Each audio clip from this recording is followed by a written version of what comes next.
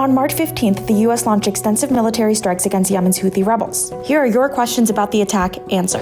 What is the situation in Yemen? Yemen has been immersed in a civil war between the internationally recognized government and the Houthi rebels since the Houthis seized the country's capital Sana'a in 2014. The war has resulted in one of the world's most severe humanitarian crises, with 2/3 of Yemen's population, approximately 21.6 million people, requiring humanitarian assistance. Throughout the conflict, over 4.5 million people have been displaced, and more than 17 million are experiencing food insecurity, causing alarmingly high malnutrition rates. Who are the Houthi rebels? The Houthi movement, officially known as Ansar Allah, is a Zaidi Shia Muslim group originating from northern Yemen. They have been engaged in armed conflict against the government of Yemen since the 1990s and have controlled significant parts of Yemen since they seized the capital in 2014. The Houthis claim that they have been historically politically marginalized and that their religious identity has been suppressed, accusing the central government of failing to represent their interests. They also disagree with the country's economic policies regarding distribution of resources. Additionally, they represent strong opposition to foreign influence on Yemen's government from Saudi Arabia, the United States, and the United Arab Emirates.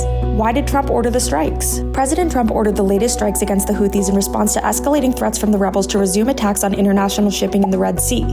Trump described these actions as decisive and powerful, aiming to protect U.S. maritime interests and ensure freedom of navigation in the region by dismantling the Houthis' military infrastructure.